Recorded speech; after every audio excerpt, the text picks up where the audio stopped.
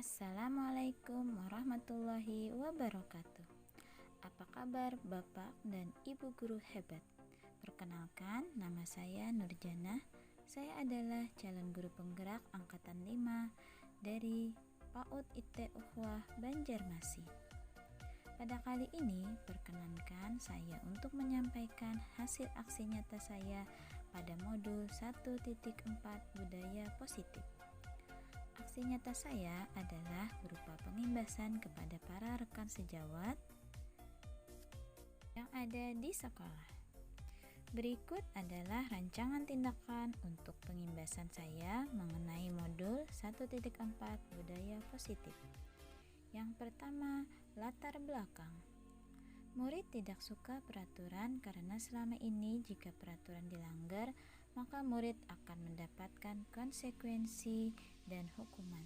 Sedangkan hukuman di sini walaupun tidak menyakitkan secara fisik, namun dapat menyakiti secara psikis, yaitu bisa membuat malu, perasaan merasa bersalah, dan lain sebagainya. Selanjutnya, tujuan aksi nyata.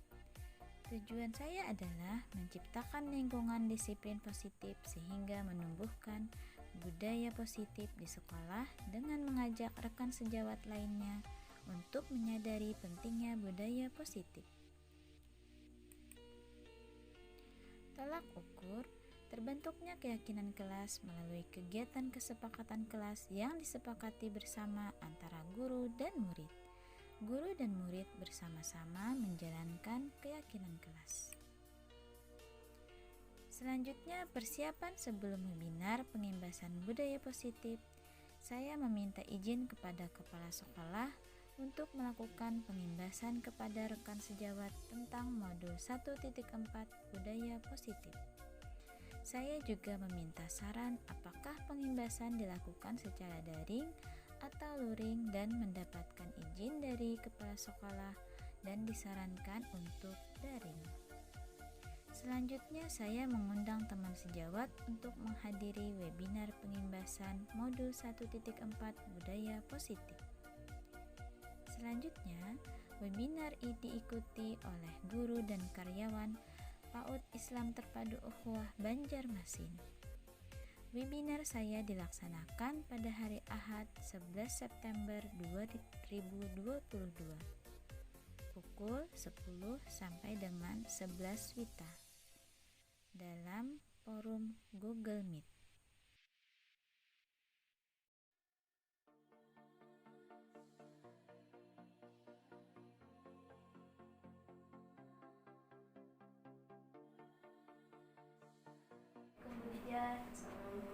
Tinggi Bu Dija. Apa kabar Pian? Semoga baik Bu Ani. Terima kasih atas kesempatannya Bu Dija. Ulun mohon izin setumat mengganggu waktu Pian. Ulun ini ada kegiatan aksi nyata di modul 1.4 tentang budaya positif. Jadi untuk budaya positif ini ada pengimbasan ke teman-teman rekan sejawat. Jadi ulun minta izinnya untuk mengundang rekan-rekan ulun, teman-teman guru-guru yang ada di PAUD untuk mengikuti pengimbasan yang ulun adakan ini nantinya. Bisa. Kira-kira ulun ini daring kah atau luring aja kan Bu? Kalau mau semuanya kan karena kita nih jadwalnya full dari pagi sampai sore kan teman-teman kalau misalnya mau semuanya teman-teman bisa pakai daring aja. Berarti nanti ulun bikinkan undangan online-nya berarti bulan insyaallah lewat Google Meet aja kalau lewat daring. Ulun ini baiknya mengundang seluruh guru yang ada di PAUD atau level TK aja kalau Kalau memang sasarannya itu TK ya bisa di TK aja. Berarti TK aja. Jadi itu aja kan Bu ulun yang mau ulun sampaikan, minta izinnya ke Pian untuk mengundang teman-teman nanti untuk mengikuti pengimbasan yang ulun adakan nantinya untuk tugas aksi nyata. Gitu. Terima kasih banyak Bu Dija. Assalamualaikum Bu Dija. Assalamualaikum.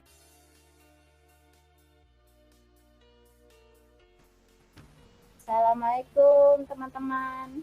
Terima kasih yang sudah bisa gabung.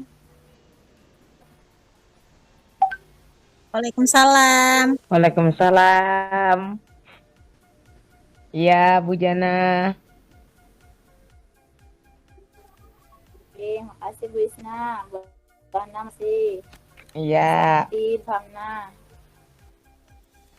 Nah, 2 siap menit lagi lah menunggu. kita mulai. Mudah-mudahan teman-teman bisa langsung gabung. Iya, oke. Izin kada membuka video Inggih, sip. Sama nah izin karena membuka video jual lah. di jalan.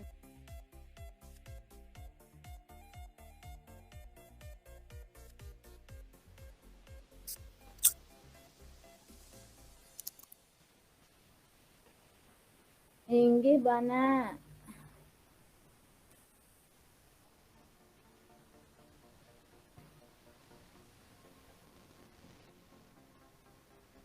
Oke, Assalamualaikum Bu Yuni. Makasih udah bisa gabung.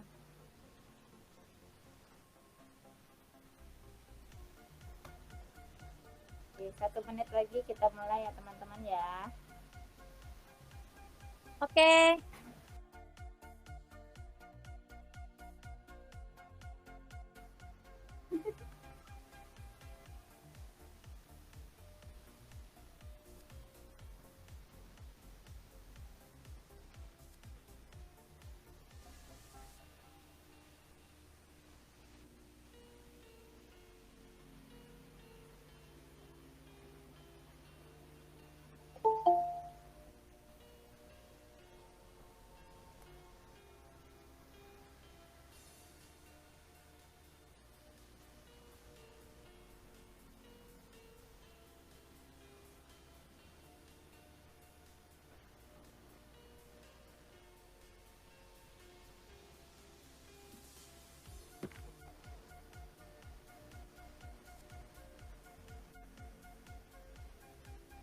Inggih, alhamdulillah sudah 1 menit.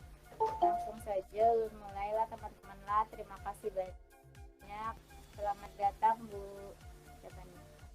Assalamualaikum Bu Aulia. Makasih udah bisa gabung.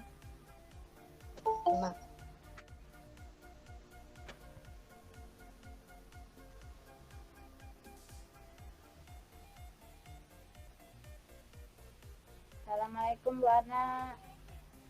Makasih udah bisa gabung. Salam.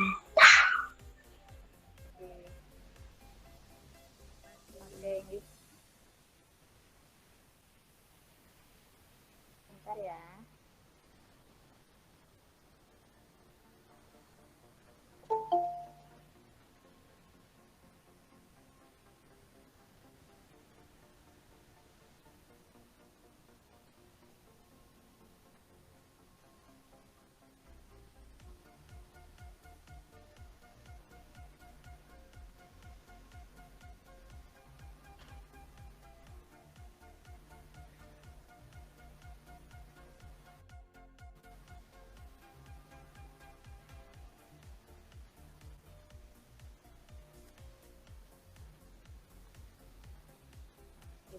Bismillahirrahmanirrahim.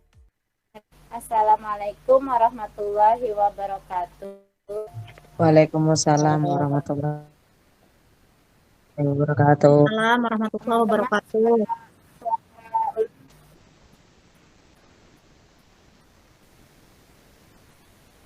Terdengar jelas suara Allah? Jelas. Iya. Ya, Bu Jana. Terima kasih banyak yang sudah bisa gabung di webinar ini. Bismillahirrahmanirrahim. Assalamualaikum warahmatullahi wabarakatuh. Waalaikumsalam warahmatullahi wabarakatuh. Alhamdulillahirrahmanirrahim. Assalatu wassalamu ala asyrafil anbiya wal mursalin wa ala alihi wa sahbihi ajma'in, amma ba'du. Pertama-tama, marilah kita panjatkan puji dan rasa syukur kita kehadirat Allah Subhanahu wa Ta'ala, karena dengan limpahan rahmat dan jualah kita hari ini bisa berkumpul atau bergabung di Google Meet pada hari ini. Salawat serta salam tak lupa pula tercurahkan ke haribaan junjungan kita Nabi besar Muhammad Sallallahu Alaihi Wasallam. Terima kasih banyak kepada teman-teman yang sudah bisa bergabung. Sekali lagi ribuan terima kasih atas kesediaan waktunya di hari Minggu untuk bergabung Google Meet hari ini dalam rangka pengimbasan atau aksi nyata modul 1.4 yaitu budaya positif. Sekedar informasi, saya di pendidikan calon guru penggerak ini sampai sekarang sudah berada di modul 2.1. Modul 1.4 ini tentang budaya positif, ini aksi nyata di modul 1. Nah, kali ini saya ingin sharing kepada kalian tentang materi yang ulun dapati di pendidikan guru penggerak. Masih kecil kah suaranya? Pada kali ini saya ingin sharing bagi materi yang ulun dapatkan di pendidikan guru penggerak. Sebelum memulai sesi ini, ulun ingin tes dulu nih teman-teman yang ada di forum ini. Kita sebentar merelakskan pikiran. Mudah-mudahan hari ini dapat ilmu yang bermanfaat. Kalau ulun bilang tepuk 1, bilang yes ya teman-teman ya. Tepuk 1 yes gitu. Kalau tepuk 2 oke. Kalau tepuk 3 semangat. Tepuk 1 Oh, Yes. yes. Salah Isma. Ibu sambil hanya mandi, Bu. Yes. semangat. Semangat. Yes. Astaga.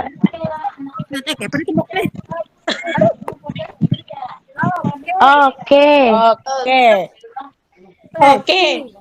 Oke. Semangat. Oh, semangat. Semangat terus. Ulang Ujana, ulang. Sudah 2 kali. Ada jelas suaranya. Anu kecil Gak ada banget. jelas suaranya. Sunyi dulu, sunyi. Ya. Oh ya. Tepuk 1. Yes. Yes. Tepuk 2. Oke. Oke. Oke. Tepuk 3. Semangat. Semangat. Semangat sekali teman-teman. Karena semangatnya hari ini. Langsung saja ulun izin share screen.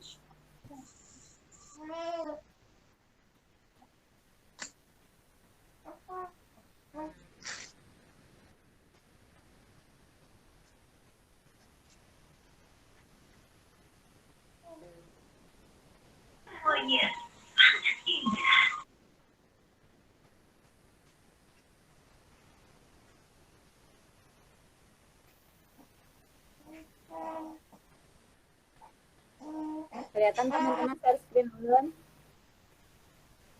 Belum. Belum. Saya sudah. Nah, sudah, sip. Kan ibu foto dulu aja nah. Foto dulu kah? Kain aja Bu Amel, kain aja. Kan dia terakhir. Ya. Oke. Aku lagi menuju nih.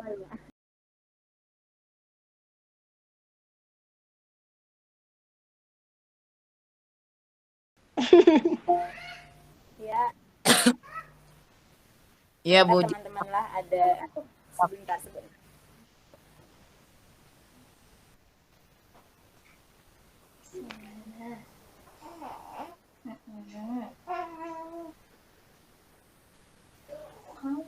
Ya kan sambil recording aja nah. Jadi tersimpan.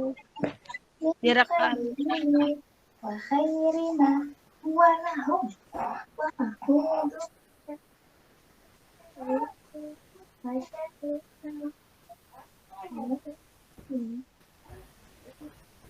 ada gangguan teknis sebentar, maaf ya teman-teman ya. Maklum di rumah.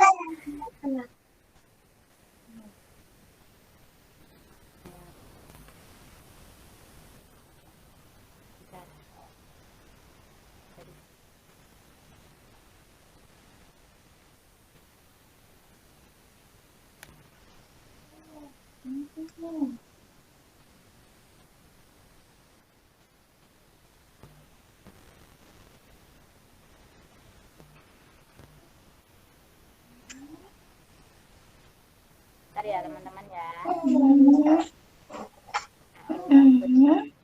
Pukul 11.10 malah sedikit.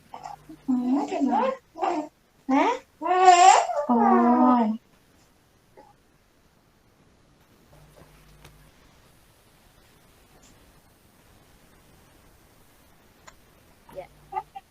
Langsung saja hari ini Ulun akan sharing tentang materi budaya positif. Mungkin teman-teman sudah ada yang berpikir budaya positif itu apa. Budaya itu sendiri di antara budaya atau kebiasaan atau nilai-nilai yang sudah ada kita jalani setiap hari. Kemudian positif itu hal-hal yang budaya positif itu adalah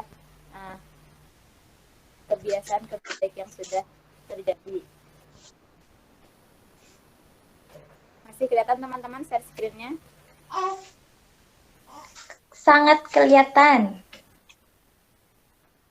Ya, alhamdulillah. Jelas, Bu. Ya, nggih. Nah, jadi seperti yang materi positif ini modul 1.4 pendidikan. Nah, kemudian kenapa jadi budaya positif ini kita telah atau di kelas kita latar belakangnya ada. Sebelum kita masukkan kurikulum Merdeka ini beracuan pada pandangan Ki Hajar Dewantara Bapak pendidikan kita.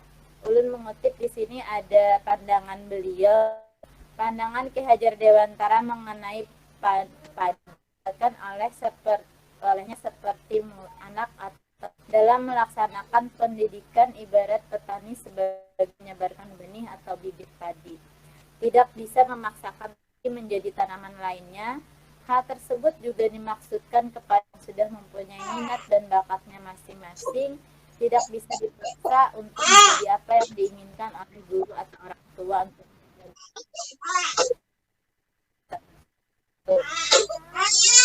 seorang guru diibaratkan sebagai petani yang merawat tumbuhnya padi, mengupayakan padi tumbuh dengan subur, menyiram dan memberinya pupuk, rawat padi agar terhindar dari gangguan hama maupun rumput liar lainnya. Nah, jadi begitu pula seorang guru yang mengupayakan terciptanya pihak pada murid yang mampu mendukung keberhasilan murid dalam pembelajaran yang didapatkannya di sekolah. Nah, jadi seperti itu teman-teman.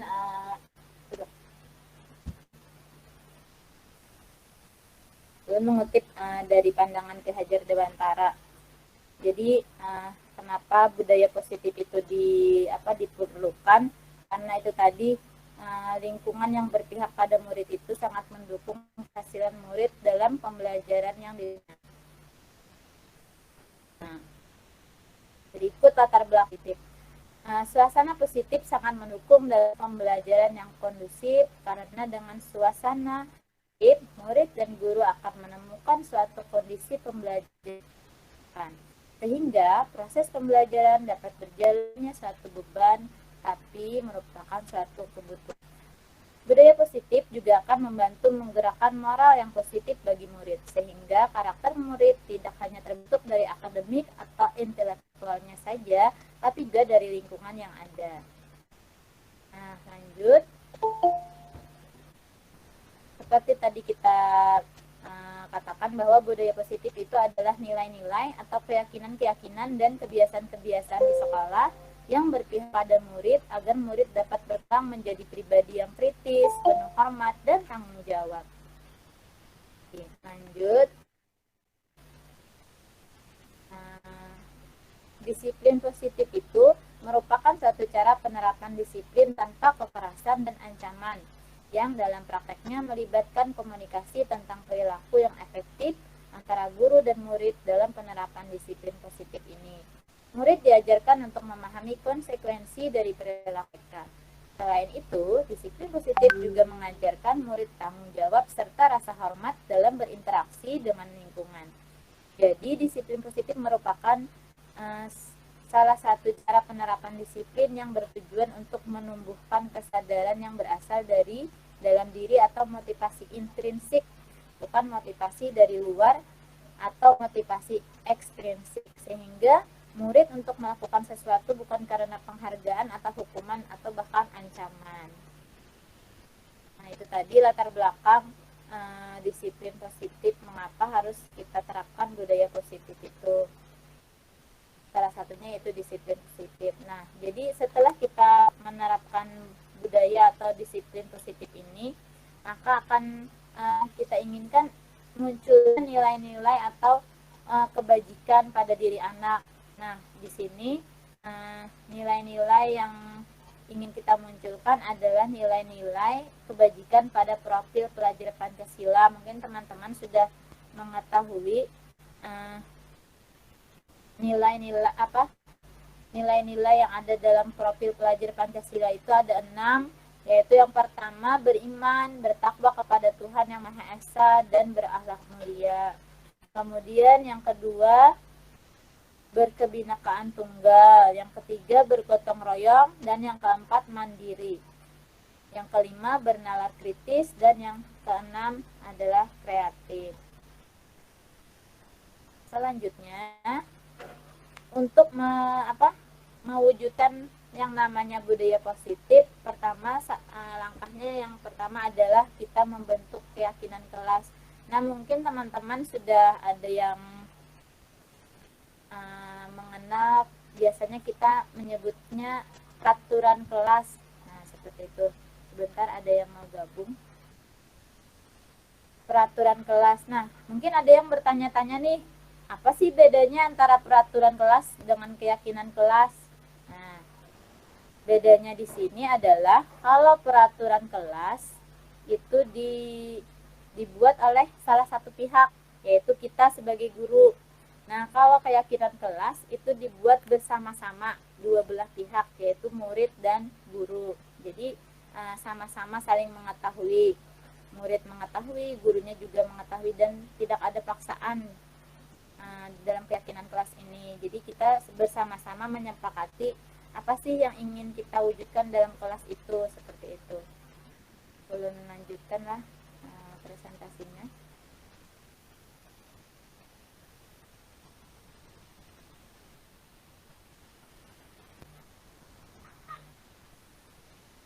Tadi untuk mewujudkan yang namanya budaya positif, langkahnya yang pertama adalah membentuk keyakinan kelas. Ya, teman-teman.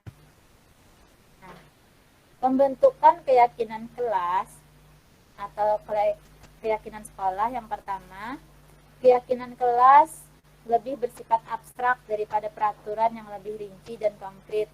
Jadi misalnya nih, peraturan kelas kita kan biasanya buang sampah pada tempatnya. Nah, seperti itu peraturannya. Atau juga biasanya peraturan kelas kita tidak berlari di dalam kelas. Nah, itu. Nah, kalau dalam keyakinan kelas kita lebih abstrak kata-katanya, jadi seperti ini, menjaga kebersihan. Nah, itu salah satu keyakinan kelas. Kemudian berjalan di kelas. Nah, seperti itu. Jadi kayak lebih abstrak, beda dengan peraturan kelas tadi. Nah, yang kedua, keyakinan kelas itu berupa pernyataan universal, umum gitu ya, teman-teman ya. Kemudian pernyataan keyakinan bisa dibuat dalam bentuk positif. Nanti kita ada contohnya bagaimana yang positif, bagaimana itu. Kemudian yang kedua, yang selanjutnya, keyakinan kelas hendaknya banyak sehingga mudah diingat dan dipahami oleh semua warga kelas. Kemudian selanjutnya, keyakinan kelas ini sebaiknya sesuatu yang akan di lingkungan tersebut. semua warga kelas berkontribusi dalam pembuatan keyakinan kelas lewat curah pendapat. Selanjutnya dia meninjau kembali keyakinan kelas dari waktu ke waktu. Jadi keyakinan kelas, kalau keyakinan kelas ini dia bisa berubah sesuai kondisi. Jadi misalnya di awal-awal tahun pelajaran, anak-anak keyakinan kelasnya menjaga kebersihan. Kemudian nanti bulan kebudayaan itu sudah terbentuk, kita bisa dengan keyakinan kelas yang lain, misalnya hargai atau menjaga ketenangan kelas, seperti itu. Berubah sesuai dengan kondisinya dan bisa disesuaikan kembali seperti itu. Lanjut teman-teman. Nah, ini contoh keyakinan kelas, kalimat negatif, kalimat positif. Kelas tadi kita buat dengan kalimat positif. Contoh kalimat, jangan berlari di kelas atau koridor. Mungkin kalau kita ya. Jadi kalau kalimat positifnya berlari di kelas atau koridor. Nah, seperti itu salah satu contohnya teman-teman. Lanjut. Nah, ini Ulun dapatkan di internet salah satu keyakinan kelas untuk anak TK. Jadi kalau anak SD atau anak SMP, SMA, jenjang jenjang yang lebih tinggi itu biasanya keyakinan kelas ini dibuat dengan cara teman-teman atau murid-murid itu menulis di kertas kemudian ditempelkan. Jadi mereka menuliskan apa nih yang ingin diwujudkan mereka di kelas mereka itu, dituliskan di kertas kemudian ditempel di kelasnya. Nanti gurunya memilah-milah yang mana yang kira-kira sama, yang mana kira-kira mirip. Nah, namun untuk jenjang TK, karena anak-anak kita ini biasanya masih banyak yang belum bisa menulis, masih banyak yang belum bisa membaca, jadi bisa gurunya memberikan kata-kata, misalnya teman-teman kita mau kelas bagaimana, mau bersih atau kotor. Nah, pasti nanti anak-anak jawabnya ingin bersih Bu, keyakinan kelas kita menjaga kebersihan. Nah, seperti itu. Kemudian nanti ketika pilihan teman-teman, kalau teman-teman belajar inginnya tenang apa berisik. Nah, nanti teman-teman menjawab ingin tenang Bu. Nah, jadi kita tulis tenang atau saling menghargai atau saling menghormati. Nah, seperti itu. Jadi gurunya yang menuliskan di papan tulis atau misalnya di karton nanti ditempel di kelasnya. Jadi misalnya ada yang melakukan pelanggaran, kita bisa ingatkan ini keyakinan kelas kita, saling menghargai, saling menghormati, jaga kebersihan, seperti itu. Nah, ini lanjut. Kemudian, nah teman-teman biasanya kalau anak-anak kita itu melakukan suatu istilahnya ya, suatu pelanggaran atau indisipliner, atau misalnya dia berbuat salah, itu biasanya ada kebutuhan-kebutuhan yang ingin dipenuhinya. Seperti kita juga misalnya gurunya atau muridnya itu biasanya kalau mau berbuat pasti ada yang ingin dipenuhi. Nah, dalam materi modul 1.4 ini ada yang namanya 5 kebutuhan dasar manusia. Yang pertama, kebutuhan bertahan hidup atau survival, itu menyangkut atau mencakup seperti kebutuhan ingin makan, minum, kebutuhan fisik lah, seperti itu. Kemudian yang kedua, kasih sayang dan rasa diterima atau love and belonging.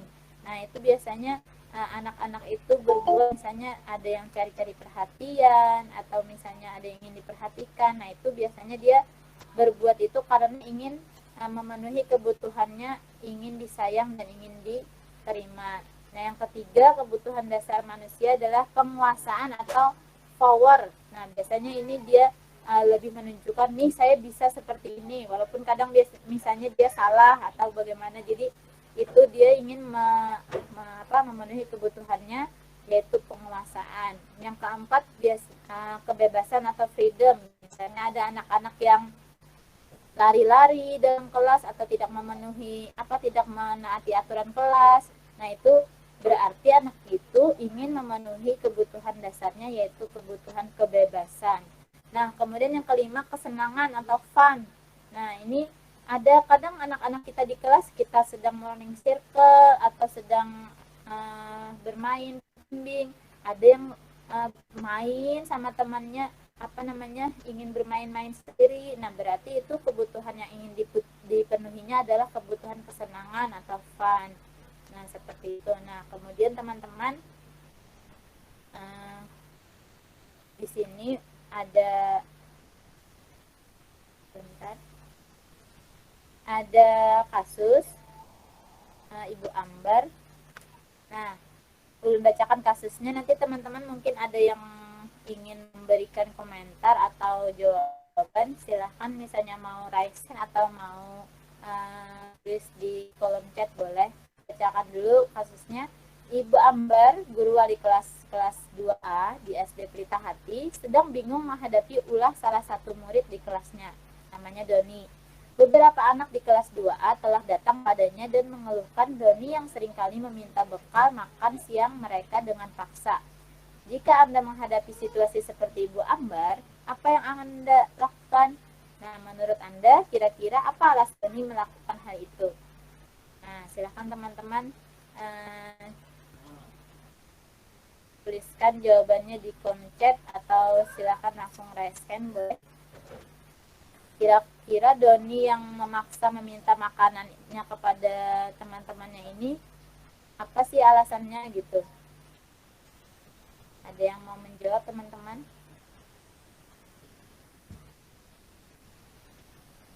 Nah ya, selamat bergabung Bu Santi. Tadi terlempar kan? Ini ya. Ada yang mau menjawab teman-teman atau ada yang mau raise hand? Ya, Doni yang memaksa untuk minta makanan kepada teman-temannya ini mungkin apa ya alasannya?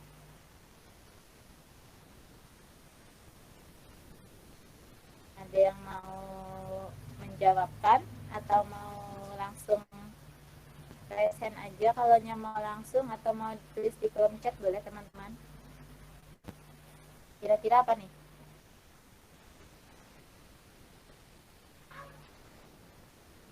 Belum ulangi lagi ya. Ibu Ambar, nah ini muncullah teman-teman.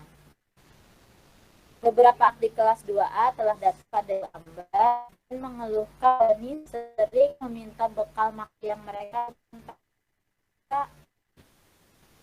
Jika Anda menghadapi situasi ini, apa yang akan Anda lakukan? Nah, kira-kira apa alasan Doni? Nah, ulun di sini menanya alasan Doni aja. Kira-kira menurut teman-teman apa alasannya? Nah, terima kasih Bu Hamna. Kata Bu Hamna, kebutuhan. Nah, ingin memenuhi kebutuhan fisik. Lagi teman-teman, kira-kira kenapa? Atau ada yang ingin menjawab, misalnya Doni senang-senang aja atau apa? Bu Pahliana, butuhkan perhatian dan kasih sayang sehingga dia tersebut agar mendapat perhatian dari orang di sekitar. Nah, bisa jadi betul sekali kata Ibu Ana. Ada lagi teman-teman?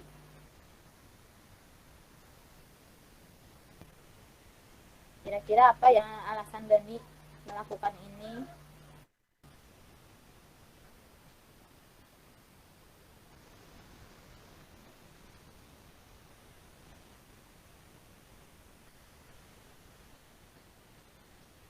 Menjawab?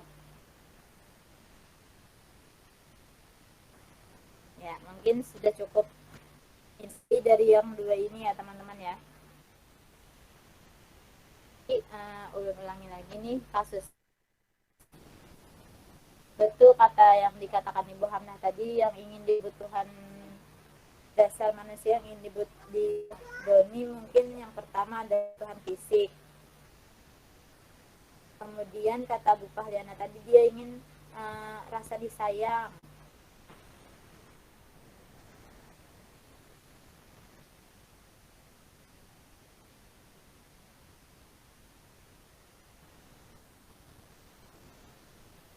Kita tampilkan lagi. Pengaruh jaringan ya teman-teman ya, karena Ini suara Bu Jana hilang. Seperti ini jaringannya.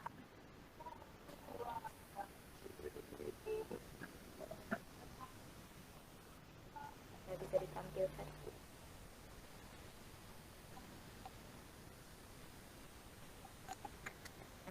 Nah, kalau dalam kasus Doni di atas, apabila jawaban Doni ketika ditanya Ibu Ambar adalah karena ia lapar dan orang tuanya tidak membawakannya bekal makan siang, maka kebutuhan dasar yang sedang berusaha dipenuhi adalah kebutuhan bertahan hidup atau kebutuhan seperti yang dikatakan Ibu Hana tadi.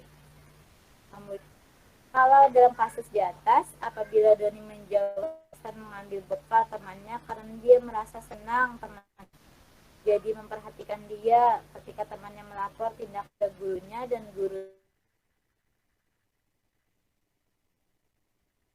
dasar yang sedang adalah kebutuhan akan kasih sayang dan rasa diterima seperti yang dikatakan Ibu Fahyana tadi.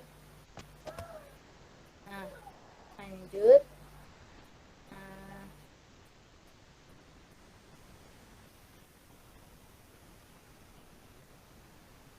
Misalnya lagi nih Doninya mengatakan apabila jawaban Doni adalah dia merasa hebat karena temannya jadi takut dengan dia dan menuruti keinginannya, maka sebetulnya Doni sedang berusaha memenuhi kebutuhan dasarnya akan kekuasaan. Jadi kayak teman-temannya itu mengakui kekuasaannya seperti itu, berarti dia ingin memenuhi kebutuhan dasarnya adalah kekuasaan. Dan yang keempat, bila jawaban Doni dalam kasus di atas adalah bahwa dia merasa bosan dengan bekal makanan yang dibawakan ibunya dari rumah, karena ibunya selalu membawakan bekal yang sama, oleh karena itu dia ingin mencoba makanan teman-temannya yang beraneka ragam, maka Doni sedang berusaha memenuhi kebutuhannya akan kebebasan. Nah, kadang ada juga yang seperti itu ya teman-teman ya, anak-anak biasanya bekalnya itu-itu saja, jadi melihat punya temannya, dia juga jadi pengen yang seperti itu. Nah, berarti dia sedang memenuhi kebutuhannya akan kebebasan. Selanjutnya, yang kelima, dalam kasus di atas, bila Doni menjawab bahwa dia melakukannya karena iseng atau dia ingin menikmati ekspresi wajah teman-temannya yang kesal karena diambil makanannya dan menurut dia ekspresi teman-temannya itu lucu, maka berarti Doni sedang berusaha memenuhi kebutuhannya akan kesenangan. Jadi dia sengaja bikin teman-temannya kesal sama dia, dan nah itu berarti kebutuhan yang ingin dipenuhinya adalah kebutuhan kesenangan.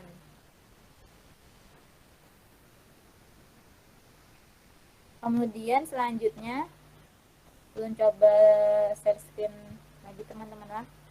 Masih kelihatan share screen ulang teman-teman? Masih. Oke. Nah ya. Nah jadi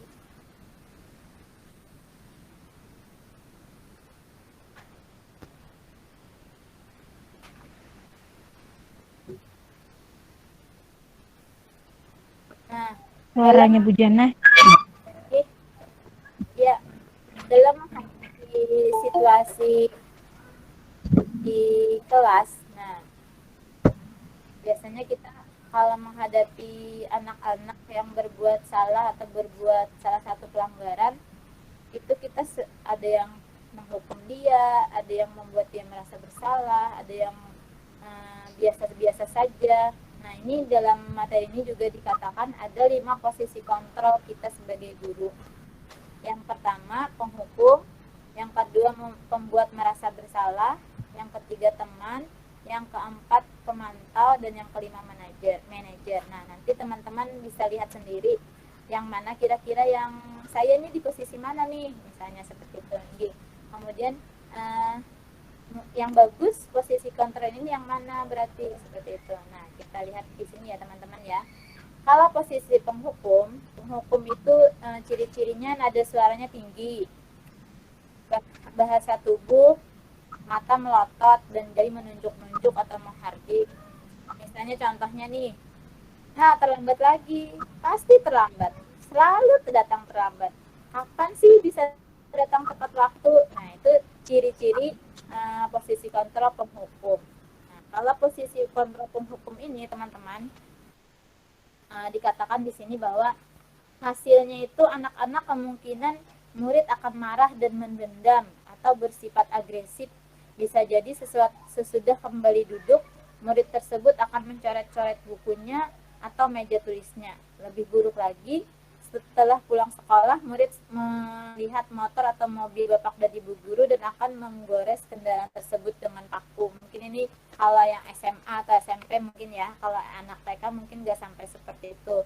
Cuman itu tadi hasilnya, jadi anak-anak itu bukan menjadikan dia dia menyadari kesalahannya, namun dia malah jadi bersikap marah sama gurunya, agresif. Nah, seperti itu posisi kontrol penghukum. Nah, kemudian kalau posisi kontrol pembuat merasa bersalah. Nah, pembuat merasa bersalah, ciri-cirinya itu nada suara halus, sedih, bahasa tubuhnya merapat pada anak. Nah, contohnya seperti ini. Kamu ini bagaimana sih? Kamu sudah berjanji dengan ibu tidak akan terlambat lagi. Kamu kenapa ya? Senang sekali mengecewakan ibu. Ibu benar-benar kecewa sekali. Nah, kira-kira bagaimana nih perasaan kita seperti ini? Jadi anak aduh, aku sudah mengecewakan ibu guru. Nah, sepertinya jadinya anaknya. Nah, di sini dikatakan murid bersalah telah mengecewakan ibu atau bapak. Murid akan merasa menjadi orang yang gagal dan tidak sanggup membahagiakan. Kadangkala sikap seperti ini lebih berbahaya dari sikap karena emosi akan tertanam rapat di dalam diri. Nah, anak akan menahan perasaannya, tidak seperti murid dalam kontrol penghukum di mana menumpahkan amarahnya. Namun sebagai orang yang bisa marah, dia lebih kayak memendam gitu, teman-teman. Rupanya ada efeknya gitu. Kemudian selanjutnya kontrol yang ketiga adalah teman. Kalau teman ini nada akrab dan bercanda atau bahasa tubuh murid. Mata dan senyum. Nah, jadi kayak teman biasa, kayak bercanda, ngobrol. Nah, contohnya, Adi, ayolah, bagaimana? Bagaimana sih kamu? Kemarin kamu sudah Bapak bukan? Kenapa terlambat? Tapi sambil tertawa ringan.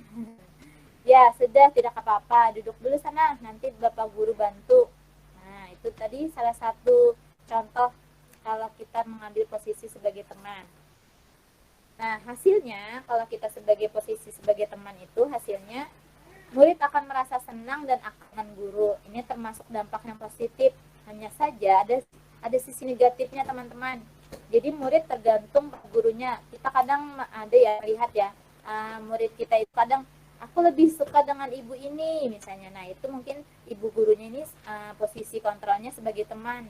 Aku lebih suka sama ibu Hana, aku lebih suka sama ibu Jana atau ibu Isna. Nah, itu mungkin posisi kita pada saat itu sebagai teman.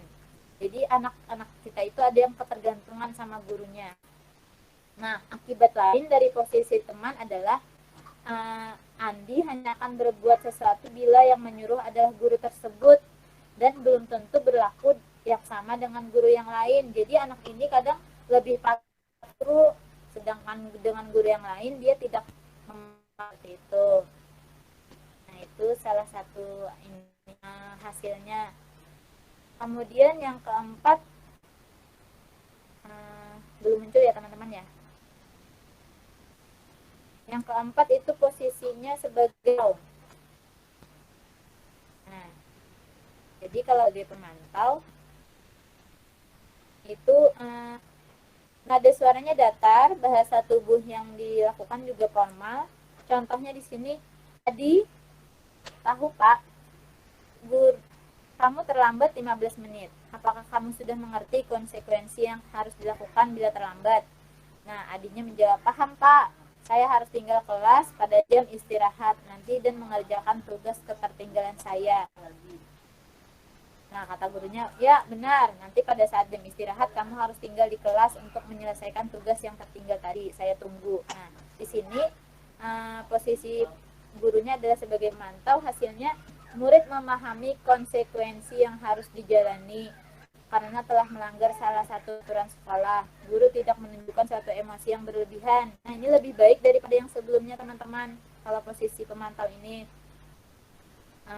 tidak menjadi marah atau membuat bersalah. Tapi murid tetap dibuat tidak nyaman, yaitu dengan harus tinggal di kelas pada waktu jam istirahat. Pasti tidak nyaman ya teman-teman ya. Teman-temannya istirahat sedangkan dia tidak istirahat, seperti itu. Guru tetap harus memantau murid pada saat mengerjakan tugas di jam istirahat karena murid tidak bisa ditinggal di kelas. Jadi walaupun gurunya masih ada di situ memantau dia, tapi perasaan tidak nyaman itu masih tidak terlalu bagus untuk murid yang sudah bersalah itu.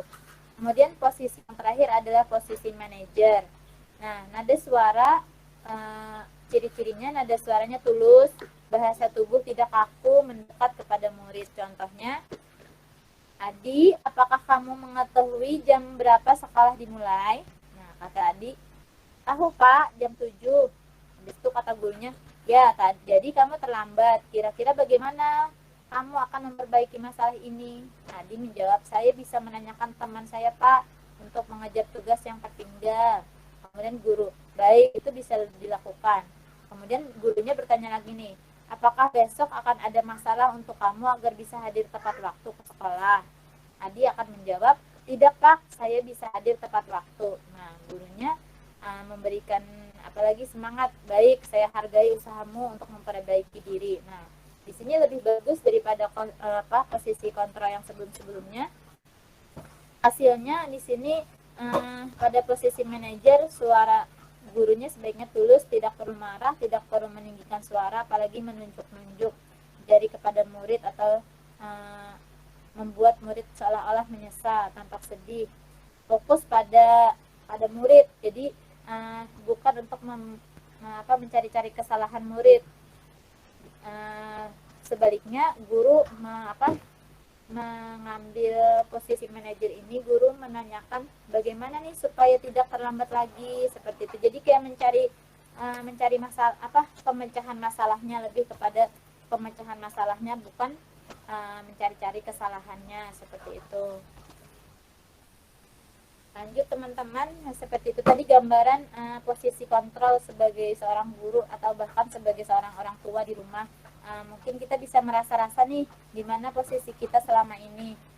Ulun juga ini merupakan reminder bagi Ulun juga bagaimana nantinya kita harusnya melakukan posisi kontrol di sekolah agar murid-murid kita itu tidak berada di di posisi-posisi yang tidak menyenangkan atau tidak nyaman bagi mereka, seperti itu. Nah, selanjutnya dalam materi ini dibahas juga tentang segitiga restitusi. Nah, jadi dalam menghadapi suatu tindakan murid kita yang bersalah itu ada caranya untuk menemukan pemecahan masalahnya, yaitu dengan menerapkan segitiga restitusi. Yang pertama itu validasi tindakan salah. Kita menyatakan bahwa memang itu perbuatannya memang salah, seperti itu. Kemudian yang kedua, menstabilkan identitas. Jadi kita katakan nih, yang pertama menstabilkan identitas. Nah, sini berbuat salah itu tidak apa-apa. Jadi kita stabilkan dulu. Tidak ada manusia yang sempurna, karena kita juga sebagai guru kan pasti pernah berbuat salah, gitu, seperti itu. Jadi yang ketiga, saya juga pernah melakukan kesalahan seperti itu. Suaranya masih. Kemudian kita bisa menyelesaikan ini. Nah, itu salah satu menstabilkan identitas. Bapak Ibu tidak tertarik mencari tapi Bapak Ibu ingin mencari solusi. Nah, jadi tadi nyalahkan, namun mencari solusi atau pemecahan masalahnya. Kemudian yang kedua, ketiga restitusi adalah validasi tindakan yang salah atau validate the misbehavior. Padahal kamu yang lebih buruk dari ini ya. Nah, jadi misalnya yang salah, padahal kamu bisa lebih buruk dari ini. Tidak melakukan yang lebih buruk, berarti kamu masih bisa mengontrol. Kamu pasti punya alasan mengapa melakukan hal ini. Jadi kita tanyakannya seperti yang kita pelajari tadi. Dasar manusia, mungkin dia alasannya, memenuhi kebutuhan apa sehingga berbuat seperti itu. Kemudian bisa kan kamu boleh mempertahankan sikap itu, tapi harus sikap yang baru. Nah, kita cari permennya. Kemudian yang ketiga, menanyakan, nah itu tadi manfaatnya atau fungsi kita membuat kelas. Jadi ketika anak-anak itu berbuat salah, bisa menanyakan apa yang kita percaya sebagai kelas atau keyakinan kelas kita apa, seperti itu.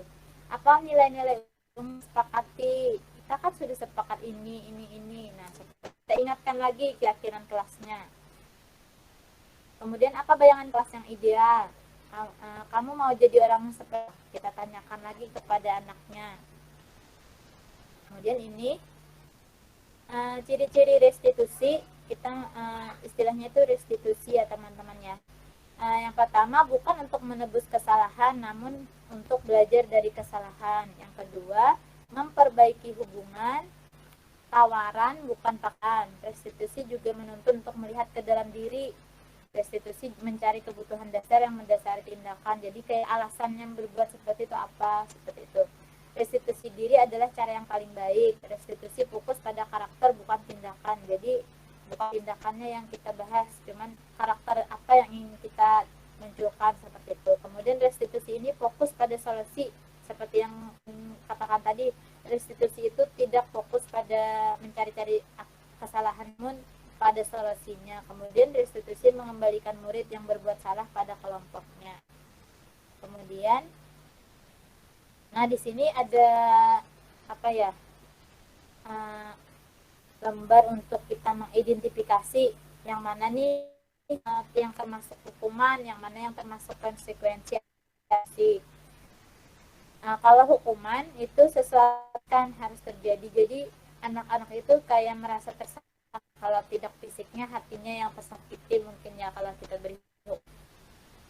Kalau yang disiplin yang positif itu konsekuensi sesuatu harus terjadi. Jadi kayak anak itu harus ya, menjalankan konsekuensinya dari apa yang sudah dilakukannya. Kalau dalam restitusi merupakan pilihan. Nah, kemudian kalau hukuman itu sifatnya tidak nyaman untuk murid atau anak untuk jangka waktu panjang. Kalau konsekuensi tidak nyaman untuk murid untuk waktu pendek. Kalau dalam restitusi menguatkan untuk murid atau anak dalam jangka waktu panjang. Jadi anak itu dia bisa tidak mengulangi lagi kesalahannya karena sudah melalui tahapan-tahapan segitiga restitusi tadi. Nah, kalau dalam hukuman, korban mendapatkan keadilan, misalnya nih anak itu mengganggu temannya, tapi kalau dalam hukuman, korban yang diganggu itu mungkin merasa adil, seperti itu. Kalau dalam konsekuensi, korban bisa diabaikan, tidak ditangani, tapi kalau dalam segitiga restitusi, korban akan mendapat gantinya, misalnya anak ini mencoret-coret atau mengganggu teman yang sedang menggambar, berarti anak ini harus apa dengan temannya yang diganggunya tadi. Nah, jadi kan korbannya itu merasa diganti, seperti itu. Kemudian kalau dalam hukuman, murid-murid tadi seperti yang katakan tadi, murid-murid akan merasa tersakiti.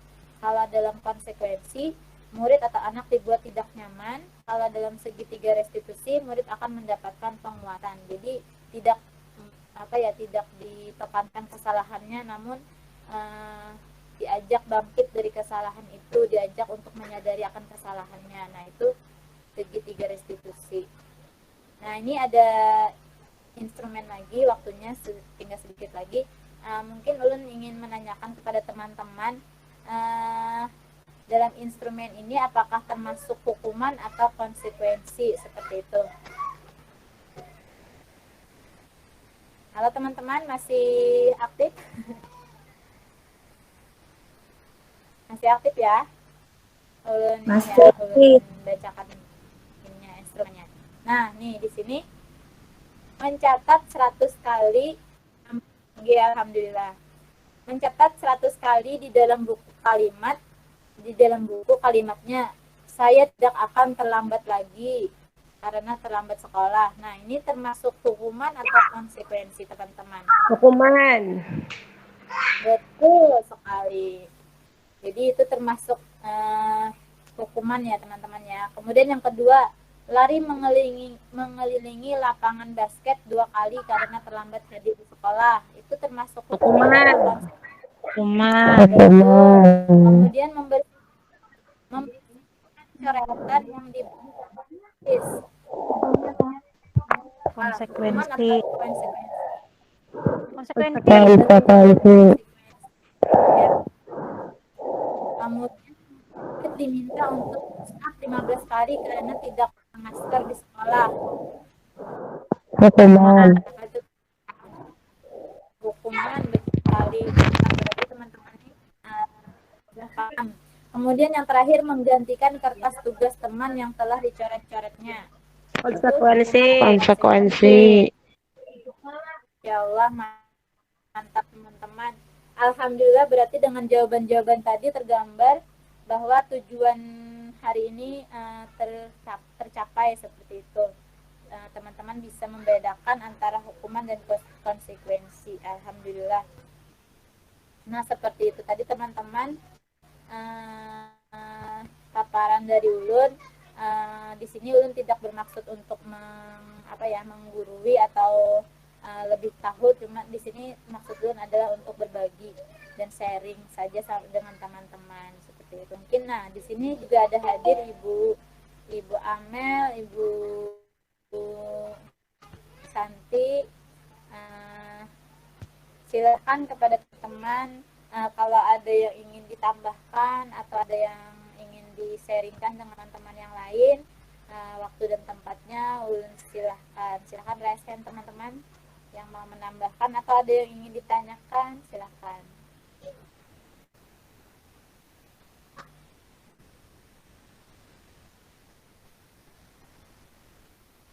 Bentar ya. Ada teman-teman yang ingin ditambahkan atau ingin Ulun mau izin tanya aja. Restitusi di situ. Nah, yang jadi pertanyaan Ulun terkait dengan budaya positif atau disiplin positif ini, sepengetahuan Ulun adalah kalau disiplin positif ini kan sebuah pendekatan tuh, sebuah cara gitu ya untuk kita mendidik anak agar terbentuk kontrol diri dan pembentukan diri anak. Nah, terkait dengan keyakinan kelas dan restitusi posisi kontrol guru, pernahkah pian-pian di sini semua, baik Ibu Jana ataupun Ibu Santi maupun guru yang lain, menerapkan keyakinan kelas ini di lembaga kita di TK kayak gitu? Walaupun keyakinan kelas ini misalkan kita aplikasikan dalam bentuk misalkan kesepakatan kelas. Karena kalau menurut Ulun kesepakatan kelas itu kan secara tidak langsung kita tuh sudah membuat, tapi di dalam pendekatan sentra, artinya kesepakatan kelas ini kan sudah ada sebenarnya kalau kita memakai sentra ya gitu. Jadi misalkan anak-anak masuk di sebuah sentra balok, misalkan anak-anak itu sudah tahu kesepakatan kelasnya apa, misalkan untuk menjaga kebersihan sentra balok ketika bermain, nanti ada kesepakatan di sentranya itu mereka akan merapikan kembali balok yang sudah mereka bangun. Nah, yang menjadi pertanyaan Ulun hari ini adalah apakah sekarang setelah adanya Merdeka Belajar, pian terutama kayak Bu Jana atau Bu siapa yang ada di sini, pernahkah menerapkan itu gitu? Nah, dan seperti apa teknisnya? Apakah memang dibuat sendiri ataukah bersama-sama dengan anak didik gitu, dan seperti apa contohnya? Mungkin itu aja dari Ulun. Assalamualaikum warahmatullahi wabarakatuh.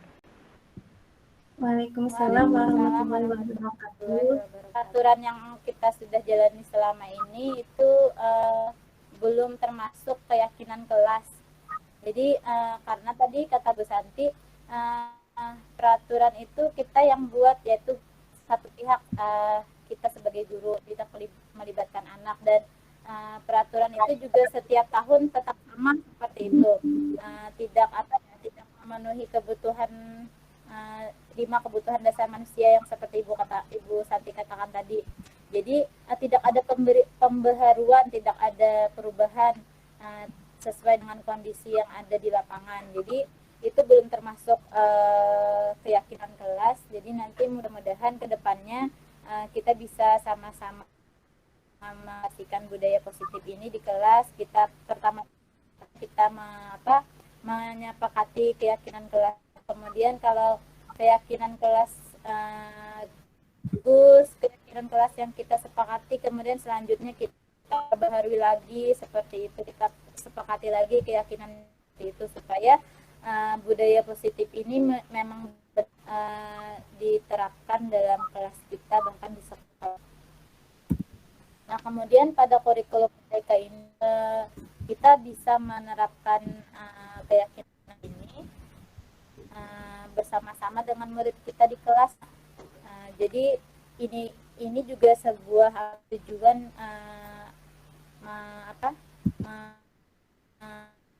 bukan pengimbasan pada hari ini. Tujuannya agar kita memahami bagaimana sebenarnya budaya yang harusnya kita wujudkan di sekolah atau di kelas kita. Mudah-mudahan nanti dengan dukungan, dengan support kita bisa sama-sama mewujudkan lingkungan budaya positif agar karena itu merupakan lingkungan yang berpihak pada murid kita. Itu seperti yang ada di kurikulum Merdeka, bahwa lingkungan yang kita harusnya lingkungan yang berpihak pada murid seperti itu. Mungkin sebenarnya Bu Amel tanggapannya, mudah-mudahan bisa waktunya sudah lewat dari jam 11 dan teman-teman di sini bisa memahami apa kita bisa mengambil manfaat dari pertemuan pada hari ini. Mohon teman-teman sekali yang bisa mengaktifkan videonya, mudah-mudahan bisa mengaktifkan. Ulun ingin men-screenshot, izin screenshot untuk komentasi. Silakan teman-teman yang bisa memungkinkan untuk membuka video, silakan. Bu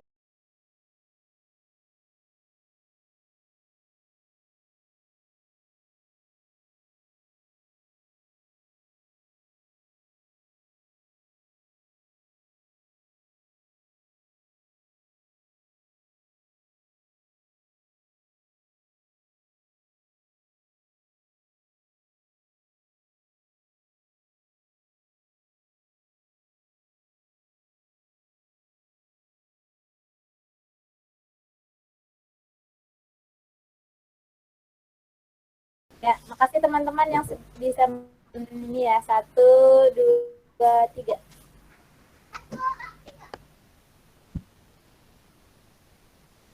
Tahan dulu ya. Oke. Lanjut.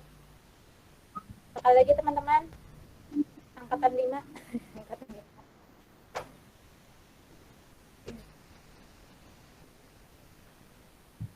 Satu, dua, tiga.